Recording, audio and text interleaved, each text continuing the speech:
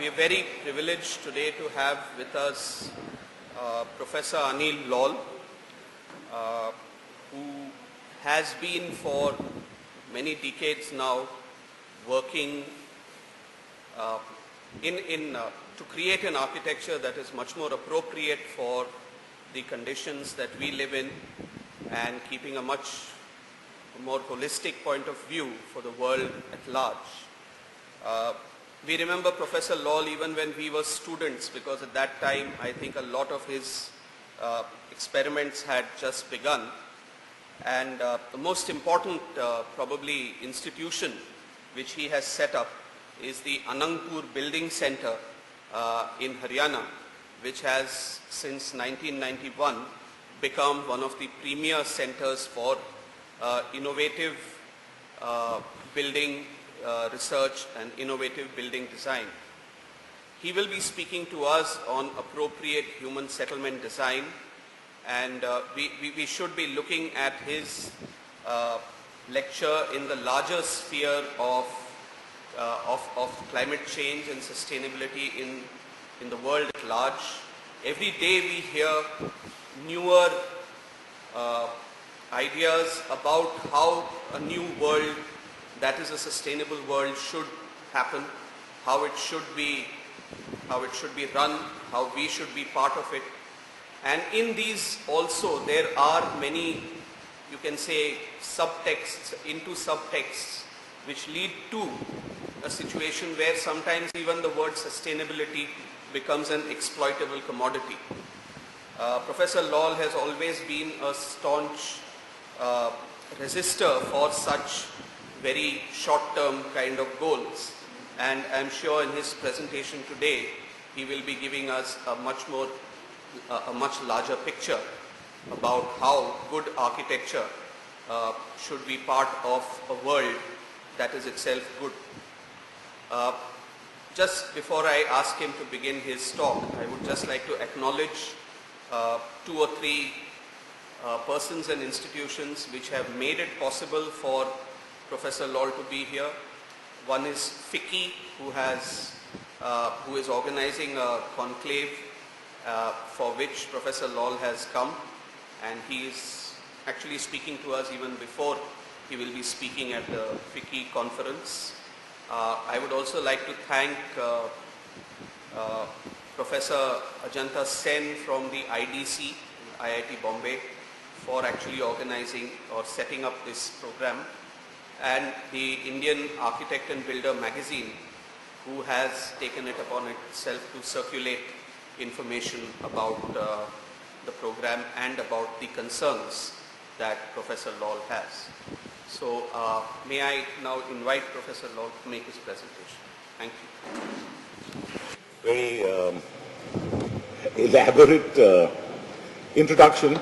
What I do is nothing very elaborate, or nothing as romantic as it may sound. We talk about appropriate technologies, we talk about all kinds of things, and carbon credits and environment.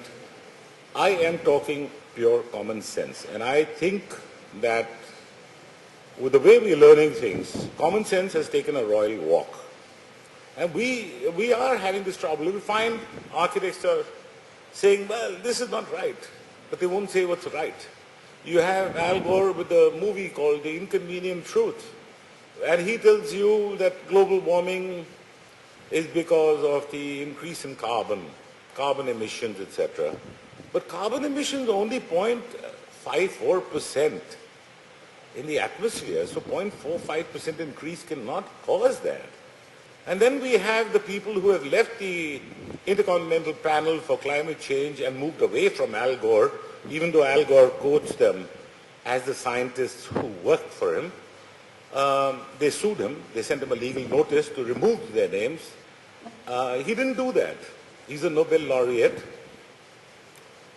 and he bulldozed them. They have then made a film which is called The Great Global Warming Swindle. I'll be leaving those copies behind with your school. I think it's very well worth seeing An Inconvenient Truth, which then gets you the Nobel Prize.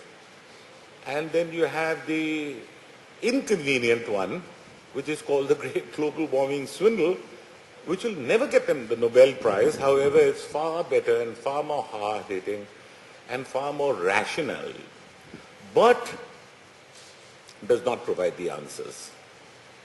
This little filming is being done, which is, I find it very embarrassing, but one of the students was making a film on all my lectures and trying to put it together to find a solution in between. So I'm going to start there. I have often gotten into a lot of trouble. That's why this very funny slide you see, because I see myself as a monkey caught up in a cage. But then I'm quite happy sitting there because I think the people outside are in the cage. It depends on which end of the cage you're in and how you want to see the world. If I'm inside the cage and I look at the outside world and I say, well, they're in the cage, they're locked up. They might have a bigger space, but they're locked up. And we get into a lot of trouble because I set up what is called the Building Center Program for the Government of India, got them 20 million Deutschmarks, 618 building centers were set up, and then I quarreled with the government hijacks everything, so I said I pull out. When I pulled out, the whole building center program collapsed. Can you imagine? A whole government program collapses because one man pulled out, and they can't believe it. Now they want me to resurrect it. I don't want to resurrect it, so I set up the Anandpur Building Center in defiance to the government. All these building centers are government promoted and they get assistance from the government. I said I will not take assistance from the government. It will be an entrepreneur building center. So all that I've compiled in the past 40 years that I've been working in this direction is what I'm going to try and put together in 1 to 1.5 hours. I hope you won't go to sleep. I would request your authorities to see that coffee is served to keep you awake. But I'll try and plug in my little jokes every now and then and keep you entertained, because I've got to keep the figure of the monkey alive. Like I say, small people with big ideas can be shot down by big people with small ideas. We're small fries. We get bullied by the government. I get into trouble and you'll see how we got into trouble. But I'll also tell you how to pull out of it and how to survive, because if you take the hard path up, you've got to take a knocking on your jaw. You've got to take it hard. And you still got to survive. Never let the person know you. So I don't know if you've heard of this. We have been in this business for long and we have been displeasing our clients. I have very few clients who agree with me at the end of it because they want it for free. They think, low-cost housing, appropriate technology for free. But at the end of it, they take pride in it. Now I've done very few houses and I've stopped doing them. One of the reasons is when I do a house that's turned out, you'll see one of the very good examples. But you do a house and it's good, then invariably in the Punjabi style, they say, oh, the architect was an idiot. Actually, my wife did it. And if it's a disaster, they say, the architect was a stupid architect. So you lose both ways. So houses are very dangerous things to do. The other thing is when you're doing a house, when you find you inherit the family, the mother-in-law, sister-in-law, dad-in-law, this-in-law, that one, the neighbor, everybody. And then you end up with a khichdi. So until I get total liberties, I choose the projects I do. I do very limited projects. And then I see them through. And the few who have worked with me on it are very happy about it. So I have very few happy people. There are a lot of dissatisfied people who say, who the hell does he think he is? Turning it down. But then I don't want to do it. I only want to do what suits me. And you can, at a point, if you've got your logic and rationale right, you can do it. It's very simple. Next one, please. Well, we keep thinking big anyway. We don't care, And that's what bugs a lot of people, that this man doesn't care. The only reason we stay in this business is to see what will happen next. But each time I get into a problem, I find I've learned a little more. So it's not when you have a problem that you sit and moan about it, you turn around and say, I beat it, I learned this, and I'll do it, and I'll better it next time. And you find you can grow. And that's what I'm going to show you. Next one, please. The basic thing that we've got to look at is our education system. That's why, even though I've come for FICCI, I called up and I said, JJ School, it's very rare that I get the time off in between to be able to do this unless I pre-plan them. Thank you, Professor Dalvi, for organizing it so quickly. But I don't know if you've seen this. This is a page from the Parliament House Library Records. I don't know if you heard a person called Lord Macaulay. He visited India and he said, And this is the quote in 2nd February 1835 in the Parliament, in the British Parliament. He said, "I have travelled across the length and breadth of India. I have not seen one person who is a beggar, who is a thief. Such wealth I have seen in this country, such high moral values, people such high caliber, that I do not think we would ever conquer this country unless we break the very backbone of this nation, which is the spiritual and cultural heritage. And therefore I propose we replace her old and ancient education system, her culture, for if the Indians think that all that is foreign and English is good and greater than their own, they will lose their self-esteem, their native culture, and they will become what we want, a truly dominated nation." We're still suffering because of that. Tell me, you have studied from McKay, you study your construction from Mitchell, so did I, and so did the teachers who taught me, and they're still alive, right? McKay and Mitchell must be laughing at us in their graves. They say these idiots never grew beyond that. Can you imagine? We're just doing the same thing. There are no Indian books on construction. Everything, we have British laws, and we have, 1835 British law, Police Act, 1814. We've done nothing. We just took, this is something I shouldn't be saying quite in the open. I can get shot for this. But if you go into the Parliament House and you go, you say Ambedkar is the person who wrote the Constitution of India. But and I can give you this record from Parliament House, where on the 4th of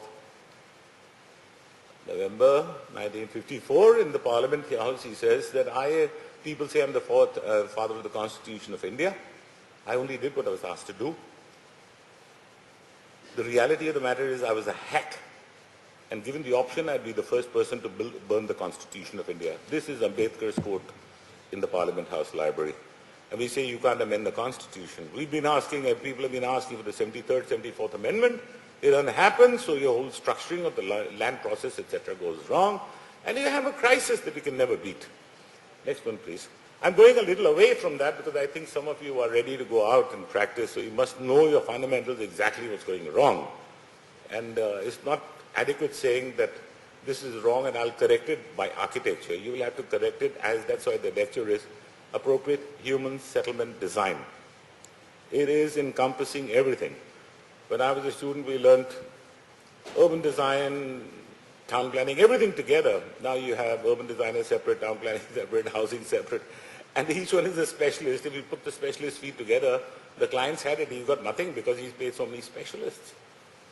Yeah, so that's a bit of a dubious game being played just now, consultancy. Together, now you have urban designers separate, town planning separate, housing separate, and each one is a specialist. If you put the specialist fee together, the client's had it, he's got nothing because he's paid so many specialists. Yeah, so that's a bit of a dubious game being played just now, consultancy. Next one, please. We pack everything together. Now, I don't know. See, there are three issues. I'm going to go through them very quickly. Governance powers, land, commodification, planning, choice of materials. Commodification of land, because if you buy and sell land, then you're selling the earth. Can you buy and sell the earth? No, you can't. That is why you have the concept of Mother Earth. So you can't sell your mother. All right? And every traditional text of human settlements did contain that, whether it's the Red Indians, the Spaniards, the Greeks, etc. They work on leasehold. And the state gave it this. Now, I've just written a paper which has been circulated worldwide now on the financial crisis in the US. Because you're buying and selling land. What is the produce in India? Very low. But you say India shining, India this, India, India sprinting. You're buying and selling land, and you're making money on land. And the US subprime mortgage was because the land value exceeded the construction cost. Those people went under, so the banks have got this, and the land value has crashed, so the banks have gone bankrupt. And George Bush and company are sitting down and trying to figure out what to do with the economic crisis in the US, and they're looking for loans all over the world. At the moment, they're looking for an 800 billion bailout package from the world to bail out the US. So that comes out of land commodification. I won't dwell largely into that because I don't think that will interest you. But governance is a derivative of human settlement design. The government is a consequence of human settlements. Human settlements dictate how the governance would work. It is not the other way around. It is the typology of housing you do, the typology of urban settlements you do, that will devise the form of governance. It's not the other way around. And I'll show you how that works just now. And you take Delhi, for instance. You know, Delhi, we have more families in governance than the number of families that are being governed. And it's the most corrupt place in Delhi, in India. Delhi has 12.5 lakh people in governance. That means 60, 70 lakhs in governance. Our population is, take one family unit is 5 people. And we have 1 crore 40 lakh population, 30 lakhs in the slum. It amounts to 1 crore 40 lakh people are being governed by 70 lakh people, and we have a system of almost non-governance. And that is true of, and that's where the laws are made. The idiots over there make the laws, and the smart guys have to live by it. It can't happen. Because they asked the Babu, I said, why are you sitting there? He said, yeah, up the private sector, maybe you can do this. So I asked him, okay, let's change places. I'll sit where you are. He said, no. He won't leave the government either. You know, the idiots, the guys who don't want to work, make it to the government. And those slack people make the laws. And you're supposed to live by them. Next. This I told you, and then this is the base of the whole argument. We have not inherited the earth from our forefathers, but borrowed it from our children. You are the custodian of land. I ask you a simple question, and we are trying to do this in a country called Jamaica, and I'll show you the project of the town we're doing there. We are rewriting the lease documents also. Instead of saying you're the owner of land, we are saying you're the custodian of land. It amounts to exactly the same thing, but the mindset changes. If you had your daughter, your neighbor's daughter, and your friend in the US, all 3 girls, same age, same school, and did the same bit of mischief, who would you reprimand first? Your own daughter, then your neighbor's daughter, then your friend's daughter from who's the NRI, because you're the custodian. You see what happens. Just a small thing like that. You're a custodian, you will protect it more. These are very small things, but that can change the mindset immediately if you're a custodian. When you say, I'm owner, I can do it. You had leasehold earlier, today you have freehold, and that's the reason why the problems have begun. Anyhow, next one please. Commodification of land, I've told you, is credit against land, because when you have a high land value, then you can borrow more against the land, not the asset you're going to build on it. So you buy more property outside and you forward trade in property, and that's why your land prices have gone up. That's a separate document. If anybody's interested, get in touch with me. I can send it to you later. Next one, please. We won't get into this. You'll understand it from there when I send you that document. Next one, please. Now, building industry is the largest single reason for waste. It is also, if you look at your cost of, if you look at the GDP of a country, where's the barbed wire you put on the road you build, or the lamppost you put, or the factory you build, or the armament factory you build, and the airport hangar you build, that's all building industry.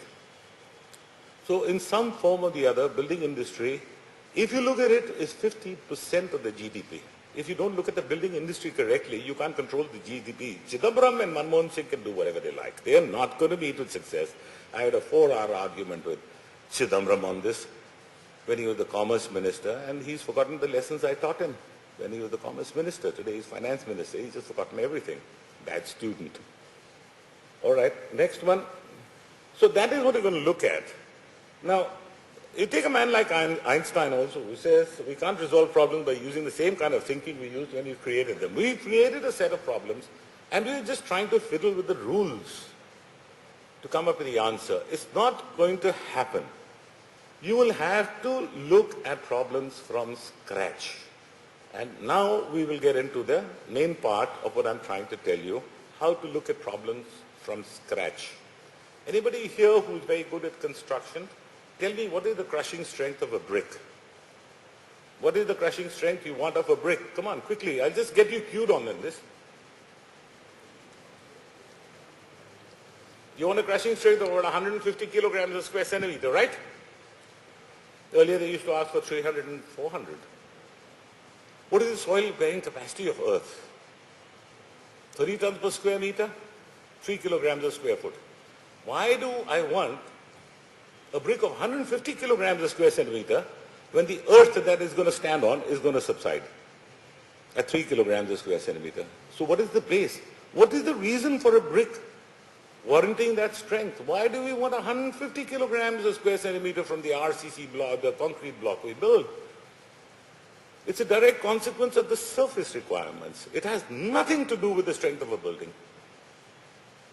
But we don't look at it. And that is why you have the Nanakshahi brick and the Lakhori brick, and they were burnt with cow dung cakes, are far better than the burnt bricks with the bullnose kiln and high draft kilns and the Chinese kilns. And those guys were burning them with cow dung cakes and giving 400 kilograms a square centimeter. I'll show you that and how the whole system worked. Next one. Okay, land is an issue. Highland is more suitable for construction. Now, it sounds absurd. Everywhere you find everybody is building on flat land. And that's my quarrel, which I'll show you, and I'll show you projects which are there. That's why I specifically choose. If you give me flat land, I won't touch the project. It's not going to work. You say, you take Mumbai, etc., you take Altamount Road and the fort, etc., it was all built on highland. Look at old Bombay, it was built on highland. Delhi was built 9 times. It was always built in the highlands. Jaisalmer is built on top. Jaipur is built on the fort. Gwalior is built there. Chittorgarh. Were they stupid? The river was flowing down at the lower levels. How did they get the water up? Were they constantly stupid, or are we making a mistake? Go and look at a village. The village always comes up at the highland.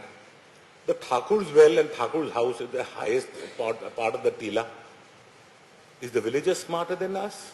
Are we making a mistake somewhere? Don't you think we should look at it? Because highland will give you better drainage. You will be able to get rid of the sewage faster. But how did they get the water up? They didn't. We never took water from a river. We took water from the highland adjacent to the river, made sure the well was deeper. The sewage got transferred there, absorbed in the basin, got filtered through the earth, came into the cavity of the borewell, and we picked it up through a Persian wheel. And you got a constant groundwater recharge. You got a constant cycle that worked. Today it's rainwater harvesting. They don't know what rainwater harvesting is. You take that, make a ditch and put it down and say rainwater harvesting. But that's not what you're supposed to take the water from. You're not supposed to take the water from the lowest land. You're supposed to take it from the highland. So why is Sunita Narayan in Center for Science and Environment making a noise about that and pushing it down everybody's throat, and you go to consult them? The ditch costs 20,000 rupees, but to consult them costs 80,000 rupees. And that's what the ball game is about. I have a quarrel there. I don't do rainwater harvesting. I don't go to anybody. I use basic common sense, and I'll show you what we've done. We also do urine harvesting. Because you're peeing out 5 grams of urea every day. You take the population, multiply it, it will be more than all the Reliance people, all the urea they can manufacture for you. But they can't manufacture that much of urea. And you're peeing it out and asking Reliance, give me urea. Crazy. Why are ICZs in problem? Because they're taking agricultural land. If you just now try and recapitulate what I'm talking about, highland, there's 28% wasteland in Delhi. I wrote to Sonia Gandhi. She made an issue. Within 2 weeks, she ordered that only wasteland will be used. But no, Reliance way heavier than Sonia Gandhi. It came in the press. They were supposed to take wasteland, not agricultural land. Wasteland will give you better human settlements. And you will get a groundwater recharge system that worked. I will show you the next slide, and I'll show you so much water around Delhi. And I told the Lieutenant Governor, and I'll give you the arguments that I'm getting for it, and people are hounding me, shut your mouth, but I'm not going to stop. I'll show you that now, okay? I'll prove to you why ample wasteland provides for groundwater recharge. Where you have highland, you have moram in it, the particles in between the moram have a lot of oxygen, and therefore you have plantation. The best forests are in the hills. The fertile plain gives you a cash crop, but it does not give you the forest. The forests are in the hills, because the oxygen and the deep root penetration is what makes the forest. Decentralized sewage disposal system. You have centralized sewage disposal plants. And I'll show you exactly where the mistake is. And you'll realize that even in Mumbai, you don't have to have sewage treatment plant. I will show you in the Fort area, if anybody has done any research on in the Fort area in Bombay, in 1 kilometer by 1 kilometer, you've got 100 sweet water wells that are being closed off. Sweet water wells right by the sea. And you're trying to do desalination plants. When nature is telling you, listen, I do desalination all the time. Have you got the brains to see what I'm doing? Go by the beach, yeah, saline water. And 20 meters inside you have a village which has got sweet water. Where did that come from? How does it work? So all these decisions become the base of what you do. It's not adequate doing a project and saying this axis and this view and that. You know, that's all dramebaji. You've got to get the basics of how are you going to deal with the human element and the human psyche. Next one, please. Now, this is what I told you. My place is located a little way this side. I live in wasteland. I bought that wasteland. Everybody thought I was stupid. Today, everybody says it was the most intelligent thing. And a whole lot of development is going on. But this is very intensely quarried. I didn't know the depth of these lakes until my driver's nephew committed suicide. And when they went to fish him out, they couldn't fish him out. They called in the Indian Navy. And each of these lakes, that one being the smallest, is this one over here. That's the smallest, but the one, this is very round. That's 562 feet deep. Baka Nangal Dam is 75 feet deep, 1.5 kilometers long. This from here to here is 4 kilometers and the width is 2 kilometers. I'm saying let them quarry. You will get crystal clear blue water. When I took it up with the Lieutenant Governor, he said, I can't believe that there is water in these hills. He's visited my place. And I said, sir, just beyond my house, these are the lakes there. He said, can't be. So he rang up the Delhi Jal Board guy. He said, sir, don't listen to Mr. Laul. He's mad. So I got a call, Mr. Laul, you know, from the PA of Ranjan Mukherjee, the PA of the Principal Secretary to the Lieutenant Governor. He says, Mr. Laul, this guy is saying, the Garg is saying, you're mad. It's wrong. Because just beyond this is the Bhatkal Lake, which is dried up. He says it is because of quarrying here that the Bhatkal Lake is dried up. So I thought I'd put this on record. I sent the Lieutenant Governor a letter, an email saying that I got a call from Garg, from the Delhi Jal Board. He says the Bhatkal Lake is dried up because of quarrying here. I said this is the first time I've heard that a lower level lake dried up because it fed a higher water body. The water flowed up. So he pulls out the Bhure Lal committee report. Bhure Lal is the environmentalist. All the environmental laws quoted by Supreme Court, etc., is by a bureaucrat who was a madman. All his life he ruined everything, and then they put him as the head of the environmental committee. He's written the environmental laws that are applicable all over the country, Bhure Lal. And he said, well, I have ordered in the Bhure Lal committee report at the Supreme Court, it says that these ditches are to be filled. I said, so I told the Lieutenant Governor, I said, sir, if these ditches are to be filled, and Delhi is being built by digging here, you need Balba to fill these ditches. So you break down Delhi, fill the ditches, no Delhi, no problem. So I got Sahara TV to cover this. I told Sahara, listen, and they filmed this, and there's a film on it. And, they've got a big mouth. They went and told them that, listen, we've taken Mr. Laul's interview also. So Bhure Lal pulled back immediately. And he said, no, we should take that water. The Supreme Court report says that they must be filled, water must not be taken. On record, on camera, that man says, no, that water should be taken. So I said, what's the quarrel? You're taking water from Haryana, they're fighting with them. Delhi's government is telling Haryana, give us more water, we'll give you more sewage, it will feed your villages for the crop. We are trying to export sewage to Haryana, to get fresh water from Haryana. Mayawati is fighting with Sonia Gandhi, so we're not getting water from the Sonia this thing. So we have no water. And yet there's so much water here that if everybody in Delhi sat in a bathtub day and night, they couldn't consume that water. And there's crystal clear blue water, which you'll see in the next one. Next one, please. You see that? You see what's being quarried? It's crystal clear blue water, requires nothing. That is why people built on the highland. I got an email from Karan Grover. He was doing the study of Champaner. and it's a World Heritage Site, and he had these two students from Illinois University staying at the Taj at Vadodara.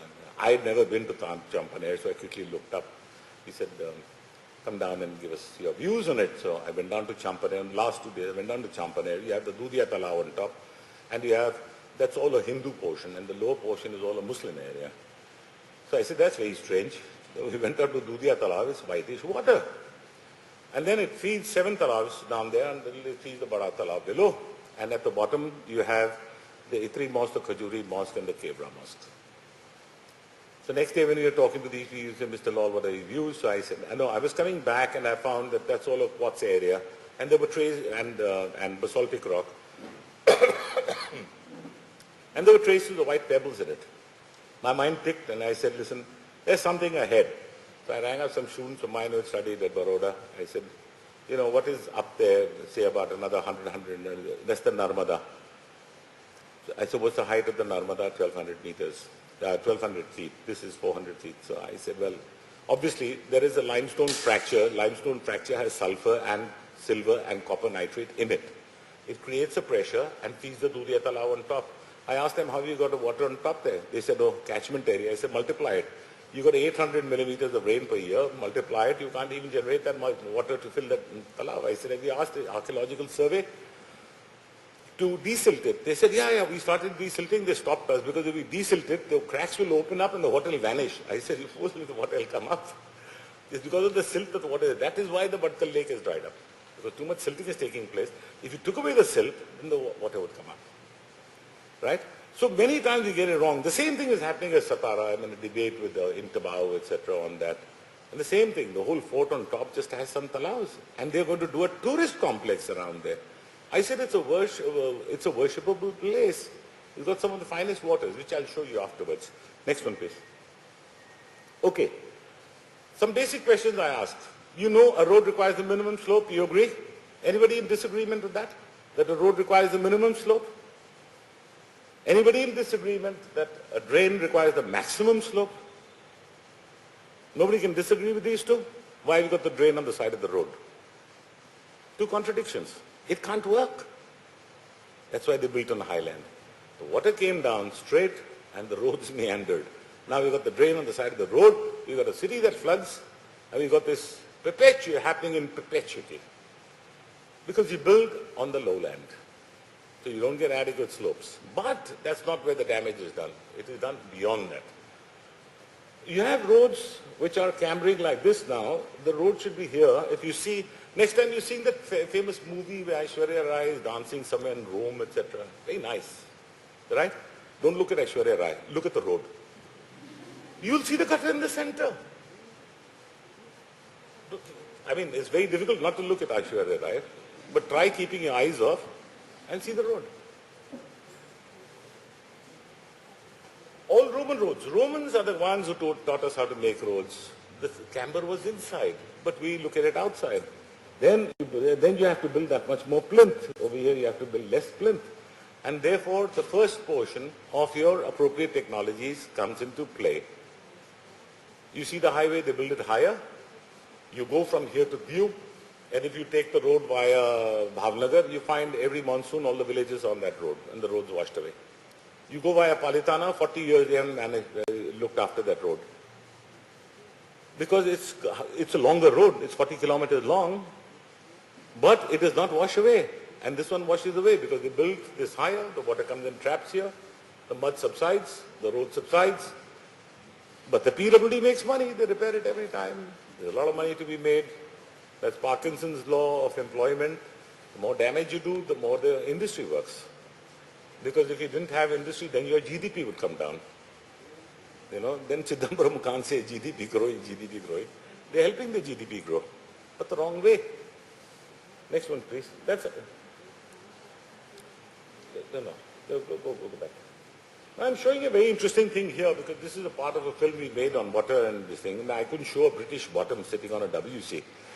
You know, I wanted to show him reading a newspaper. So that's a Britisher sitting using a newspaper. And that's the old thing you used to pull like that, hang by it, and bring, it used to work.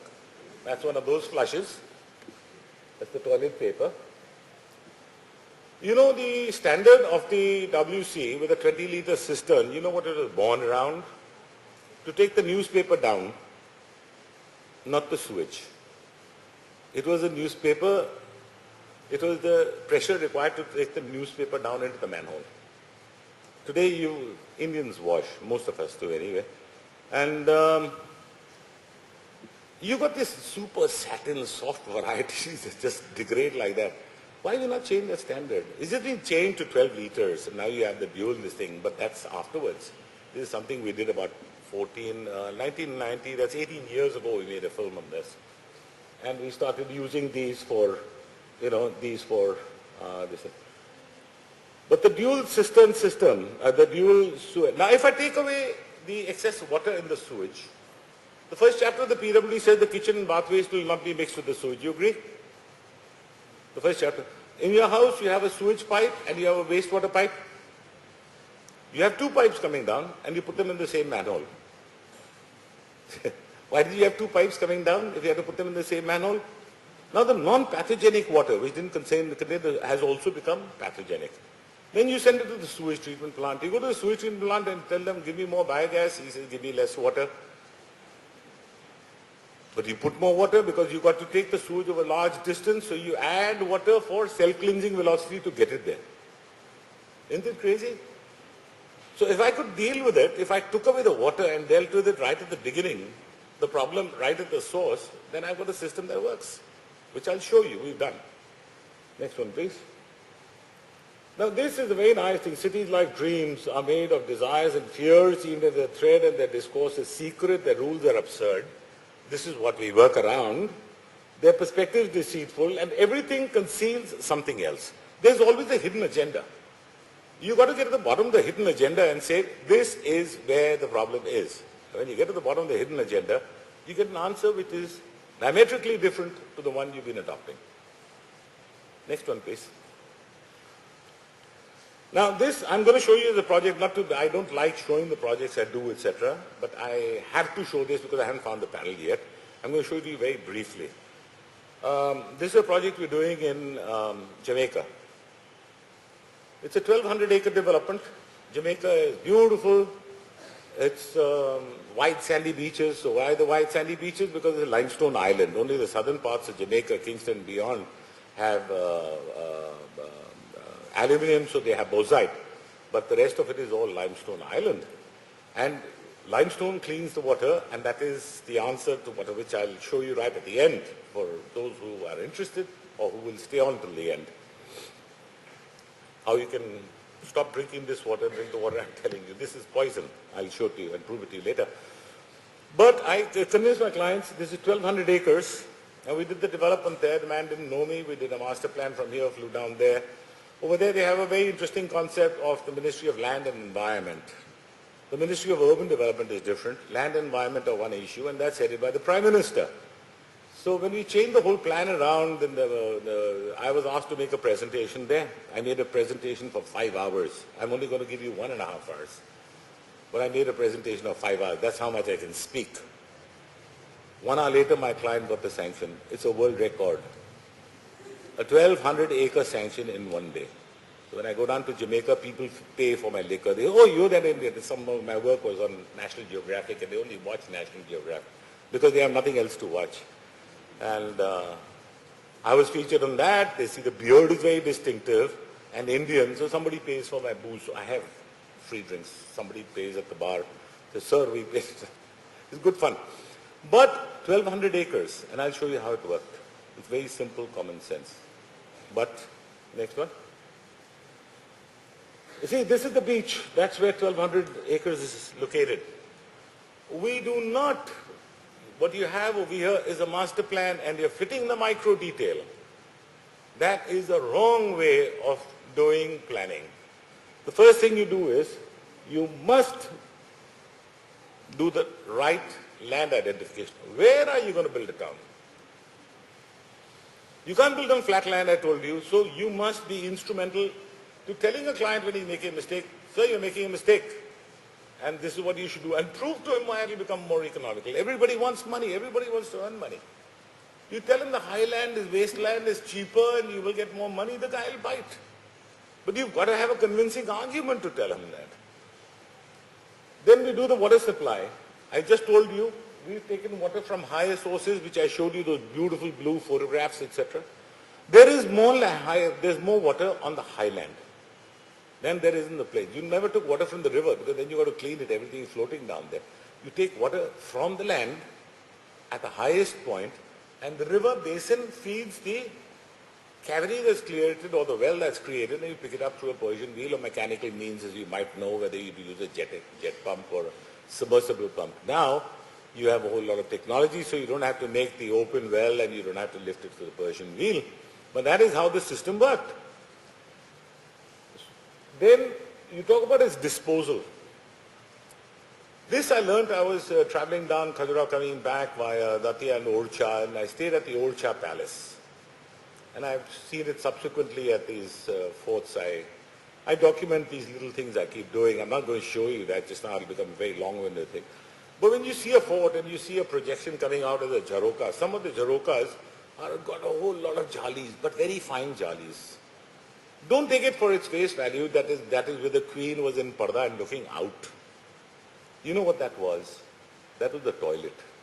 That was the royal loo. And it had a hole at the bottom. And if you look through that hole and if you find a huge rock at the bottom, it is 100% surety that that was the loo. Because when you did what you had to do, and it fell on the rock, and it splintered, and it dried up immediately. That's what the doggy does now. If you are eating, you eat with the same hand, you eat your rice like this, right? Eating the nail. Suppose your nail got, while you're cutting your nails and it fell in your food, will you be able to eat your food? Suppose your hair fell in your food, will you be able to eat it? Suppose you took off your clothes and put them on the side and suddenly realized, my God, my Dhobian brought the clothes. Can I put them on again? No, I can't. The human need to get rid of waste is the first thing. The same nails you were eating food with, it fell in your food. You can't eat the food. Once it's left your body, it is to be taken away immediately. That is human psychology. So you have to think of the waste disposal. Then you think of the connectivity of the various places, roads. Then you think of the microplan. You think of the perfect houses, which I'll show you. The houses that will suit that climate, that terrain, and the building materials available, what will suit those? That is why you have the Vastu. The Vastu says southwest master bedroom, etc. The north and northeast you take in this thing, and then, you know, that's the visitors area. Southeast you have the kitchen, and if you don't have the kitchen there, then the wife will be crabbity. She'll put poison in your food and she'll have backaches. All kinds of junk comes out of it. It is a very good system of bylaws. It's not a magical thing that if you do this, बेटी की शादी हो जाएगी, बहुत वो बेटा का होगा तो बहुत गहने मिलेंगे, उसको दावड़ी मिलेगी. It's all bull. It is a system of bylaws, and if you link those all together, that's the micro detail being worked out. If you get the house right, and you link the houses, and you get a street, then you get a neighborhood, and then a master plan. So they dealt with the micro detail, the housing typology, resulted in a master plan. Today you have a master plan, and you fit the micro detail, it's not going to work. All right? So now I'll take you into the micro detail. Next one, please. Quick, this is what we did. So we identify the next one. Then we identify the water bodies, the water channels that were running. Next one, please. Next one, then the road network. Quickly, we can go over this. I really shot my mouth off there. And then we come up with this. I'll tell you how this housing typology develops now. Right? Now, I'm asking, now this, I'm going to give you a very basic, I'm getting now into the nitty-gritties of the micro detail and how we work upwards. In the conventional system, if you look at any parcel of land, it is, the width is 1, the depth is 2.5. Right? All plots are rectangular.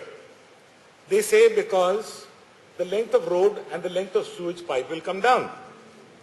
Now you ask the engineer and the goddamn planner, that are you going to dictate the human settlements around the length of a sewage pipe as the priority? Is the sewage pipe more important than I am? Does the sewage pipe command the master plan? Isn't it ridiculous? But we do it because the British were doing it. I'll tell you why they were right and why we're wrong. But that is the bylaw we adopt. 1:2.5. And the builder buys it. But when you build a rectangular toilet, you've got the toilet there and you've added the pipe back anyway. So he's offloaded that cost back onto you. If you look at the Vastu, and you look at the Feng Shui, and you look at the Ubuntu, etc., all within the tropics, they always recommend square plots. They say if you have a rectangular plot, you will suffer from acid in the stomach. If I have a rectangular plot, how is it going to give me acid in the stomach? Why am I going to be having gelusil and digene, etc.? You will. I'll prove it to you mathematically. Now, I'm just trying to tell you that these things are not just bull, they're not to be disregarded. There's a thought process. 3,000-4,000 years these have developed, and 100 years you turned it upside down. You've got to re-examine, was there merit in it? When you have a square plot, let's take this. You have 400 square feet, you have a plot of 80 by 5. That's 400 feet, 400 square feet, right? You got 80 plus 5, 80 plus 5, multiplied by 270 feet. So masonry is 1,700 square feet. You take a square plot, 20 feet by 20 feet, area 400 square feet, 20 into 4, 80 square feet, masonry 800 square feet. Now you understand why the stomach will burn? Your content, your masonry content will come down, your capital cost will go down, the man has to earn less money, it will be a lesser heat trap. The larger the surface area, the more the heat trap, the more the heat gain. So the British did this around heat gain. We are not supposed to do that. The British bylaws are so stringent that in Kenya they have the bylaw that all roofs will be designed to take 6 feet of snow. It doesn't snow in Kenya, but the bylaw still exists. So all roofs are designed to take 6 feet of snow. Takes you back to Uncle Macaulay. The first one I showed you, Uncle Macaulay, you see Uncle Macaulay, how he's coming all the way through. 1835, he's still calling the shots. We've been brainwashed that badly. So we never written our books, we never examined, we said, Angrez bol gaya, theek hai, so Satyavachan. Then we get into trouble. Now, when you build, you have setbacks. You have the rear setback and the front. I'll take you to the best of houses. The front, the lawn, everything is beautiful. The back is filthy. All the garbage is stored there. And then they say, put municipal corporation, dengue, malaria. You've got dead spaces. So you create no dead spaces. So what we did is, we said, okay, we'll allow you to build 50%, but you will build diagonally. You show me the dead space now. And I'll show you the illustrations. Now what happens is, when I do that and I leave gaps here and we develop the whole bylaw around that, you get venture reaction. The wind that gets constricted expands towards the courtyard and you get venture reaction. How many of you have been to Jaipur? Jaipur, anybody? Jaipur. Have you been to the city palace? Been to the city palace? Have you seen Raja Man Singh's chudidar pajama there, hung up there? You seen it? What is the distance between one leg and the other? 42 feet. He wore 84 feet of silk around his waist. I defy any of you ladies to wear 84 feet of silk around your waist. And he went for a walk in his lawn. In the summers, Jaipur is hot. But he had to have his walk. His chamchas in tow, etc., etc. You know. The Hawa Mahal was the biggest air conditioner you've ever seen. It's got narrow, it's an ugly building. I think amongst all the buildings in Jaipur, I think that's the ugliest building. But it's the most practical building. It's got small holes outside, big outside. So he air conditioned the whole place. So you look at it, you see it under your nose, but the British didn't tell you that. When I was coming back to Champaner and I was asking these guys, I said, why do you have the three mosques? So he said, because made of bricks. The British history writes it's made of thin bricks. So I said, what? Then the Kevda mosque was made of Kevda and the Khajuri mosque was made of Khajur. So I had to ask Karan Grover this. I said, get your act together. The water, because it got traces of silver, it's got sulfur, etc., is very good. The water of that area from Bada Talao is very good for growing Khajur, Kevda and Ittar. And that is where they were manufactured, traded, sent down to Bombay, and that was the trade route down to the Middle East.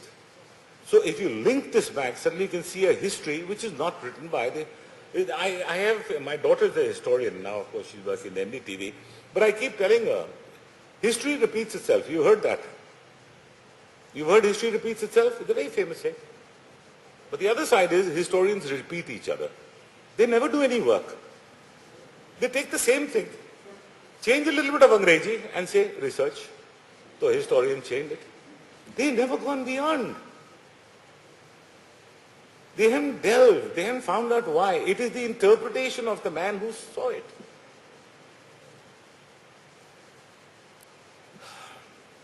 Next one, please. Now, what we do, the bylaw we have there is simple. These are 4 plots. In these plots also, we divided into 25 squares. You are supposed to build 13 of the 12 of the 25 squares, leaving the central square free. Doesn't matter what plan you do, you will get a cross-ventilated plan. So we made the bylaw so simple. No haggling about it. You can only build the diagonal squares, plan it within that.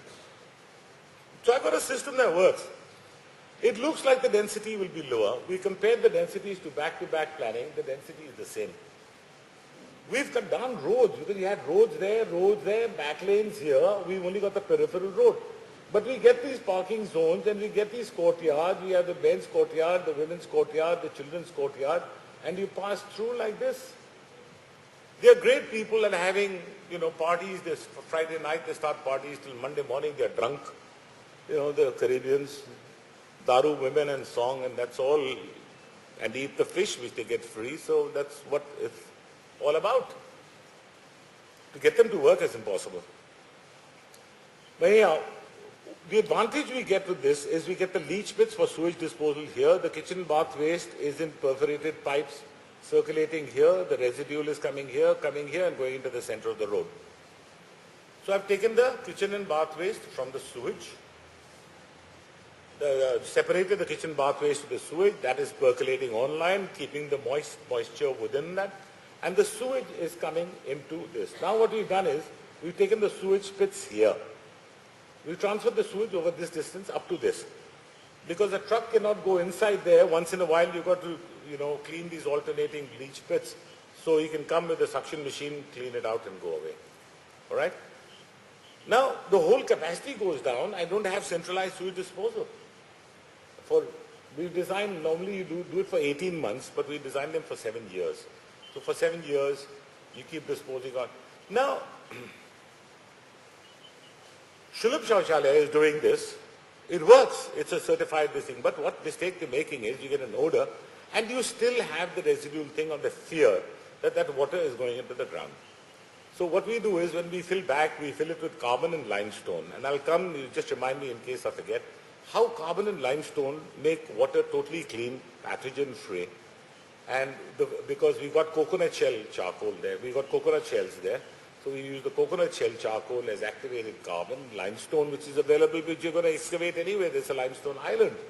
So if you use that, even though it might look expensive on the face of it, it is much better than a centralized sewage disposal system.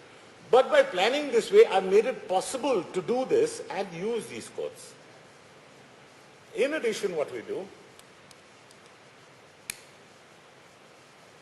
don't worry about this, I'll leave this CD with you. So you can always.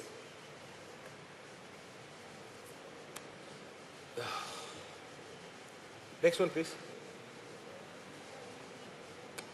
That's a blow up of the same thing. Now we keep these as openings so you can go in there. If you have water, because sometimes you do large lengths of colonies to take the water at the end somewhere. I can let the water out any side I want. So I don't do long rows of houses. Normally you have to take the water over large distance and then the road might be doing that. So you do deep stormwater drain to meet a level somewhere else at another. Next one. Now if I take the conventional, if I took those 4 houses, 1, 2, 3, 4, that's the truncated portion. And if I place them like this with the regular setbacks as I said, this is what I would get. I'm comparing houses, similar houses, placed like this. And next one, and the house placed diagonally. That's why the diagonal. If I place the same house diagonally, I get these spaces. Now you understand why I'm doing the grids are diagonal around the plot. So I get the internal space also ceases to be a dead space, and I get an urban space inside instead of a dead space. I'm doing consolidation of areas. Any disagreement so far? There's nothing to disagree with. It's so convincing, right? Very convincing. All right. Let's see if I can convince you further. Next one, please. So we do appropriate, this is the same repeat of that and some 3D simulations of that. Next one, please. And that is the eventual master plan we managed to do, with the golf course there and the kind of housing and the very fancy street down there and down here and the high income group over there, which are farmhouses. Then it goes into various categories of housing. Next one, please. These are various typologies. The cluster plan is not only what I've told you. The variations are infinite. You can do any number of variations. So I'll show you some of them quickly. Next one, please. Next one. Just take this away. This is the symbol of the 5 senses which I talk about. Then you have 5 of these hemispheres. I'm an expert at domes. I'll tell you how to make a dome. I'll make you an expert at dome within 24 to 48 hours. And I will teach it to you so that you can make 1 sheet of paper and somebody can start fabrication in another 24 hours. The most complex domes. I have bust up Buckminster Fuller's system. I've worked out the joints which are very simple. All these Octamet and Srinidhi and all shudder. And I'll show you exactly what we've done with these domes. So I'm very fond of them because I think. So I said 5 of these, and the main 6th sense comes here. 5 senses, leap the 6th sense. I had to, this is the concept thing. I don't know if you do this. You do a project first and then sir asks you concept. First he asks you what is the concept and you get confused. I do my building first and then figure out a concept afterwards. I'm sure you do. I'm sure all of us do. But the concept comes after the building. But you're told concept or concept. I learned, I studied, I taught. I still not understood what concept is. Concept comes as a story to justify the building you've done. Right, wrong? How many of you agree with this? Don't you come up with a concept? You make up your mind what you're going to do and then give a big story on your concept, view, axis, inspiration, Shiva, Parvati, Patani, kya kya. What drama lagte hai uske saath. Right, wrong? Okay, next one, please. That's the church, which is an octahedral. All these domes have been designed around the icosahedron. We've done them around the octahedron. And this nobody's figured out before, but when you do a 4-point support system, it gives you latitude. These walls are removable. They are sandwiched polystyrene panels. You can remove them. And around this, you have a water body and this portion rising up. So in the church, if you have a larger number of people, suddenly they come into the landscape and sit outside. Why do these things have to be closed? It kills you. And a church, people are meditating and they can't air condition it. And you've got the Jamaican sea breeze at that height. Let the breeze through. You know? Requires less air conditioning. Next one.